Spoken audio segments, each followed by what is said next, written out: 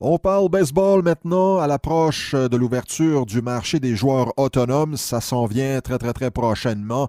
Des noms que vous connaissez, là, par exemple Patrick Corbin, A.J. Pollock, Andrew McCutcheon, Michael Brantley, Manny Machado. Également du côté des lanceurs, Dallas Keuchel des Astros de Houston sera fort probablement un joueur convoité. Mais le joueur des joueurs, là, cette année, celui qui sera le plus convoité sans aucun doute, c'est le joueur vedette des Nationals de Washington, Bryce Harper, qui, après 7 saisons dans les majeurs, tenez-vous bien là, en 7 saisons, il a 184 circuits. Ça, là, c'est mieux que Mel Ott, qui est au temple de la renommée, qui a évolué pour les Giants de New York dans les années 40. Et c'est mieux également que deux autres membres du temple de la renommée, Reggie Jackson, Mr. October, et Cal Yastrzemski, l'ancien porte-couleur des Red Sox de Boston. Donc, Harper a été à ce point dominant depuis son arrivée dans le baseball majeur. Mais maintenant, là, c'est le temps de passer à la caisse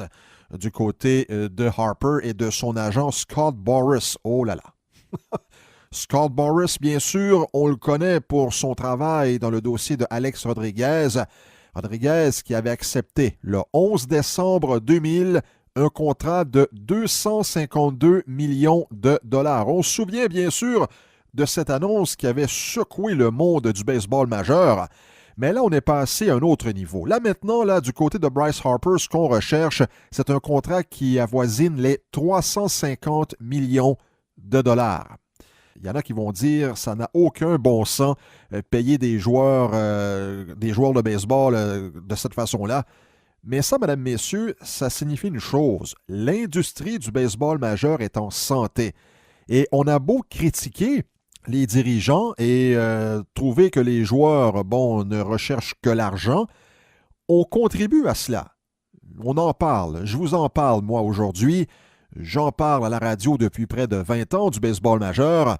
On achète des produits commémoratifs du baseball majeur, des articles de collection, des chandails, des casquettes. On va payer, par exemple, un abonnement à MLB.com pour regarder les matchs sur Internet ou encore à la télévision.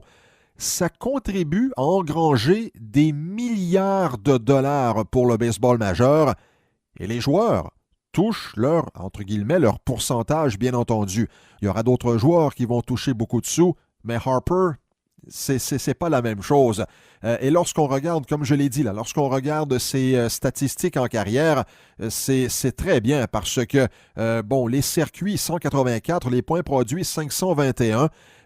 Il est également excellent en défensive. C'est un bonhomme qui a un très bon bras dans le champ droit. C'est un joueur complet. Et là, il s'agit de savoir dans quelle équipe il va aboutir.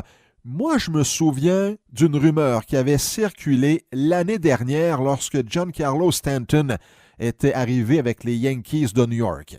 J'oublie la provenance de la rumeur, la preuve que c'était une rumeur, on n'en a pas entendu parler outre mesure depuis plusieurs mois.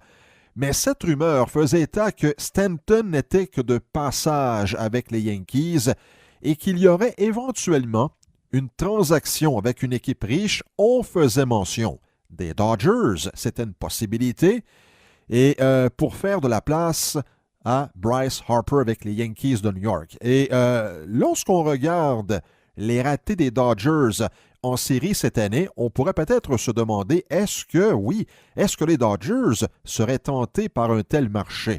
Alors, ça, ce ne sont que des rumeurs, ça n'a pas avancé depuis, alors laissons cela dans le département des rumeurs. La chose que l'on sait cependant, c'est que ça va prendre un gros camion de la Brinks et probablement plusieurs camions de la Brinks pour transporter tous les dollars que Bryce Harper va être capable de soutirer à son prochain employeur parce que ça ne sera pas avec Washington.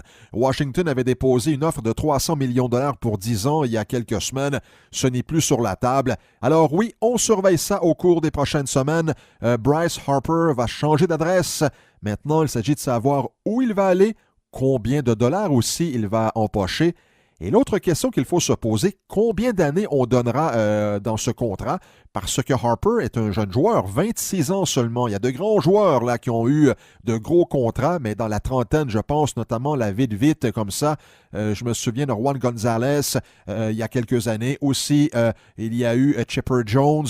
Et plus récemment, plus récemment, il y a quand même aussi quelques années, Albert Pujols. Alors, des joueurs dans la trentaine qui ont touché beaucoup d'argent, mais là, c'est un jeune joueur, plein de talent, encore beaucoup d'avenir devant lui. Le montant, mesdames, messieurs, devrait être astronomique.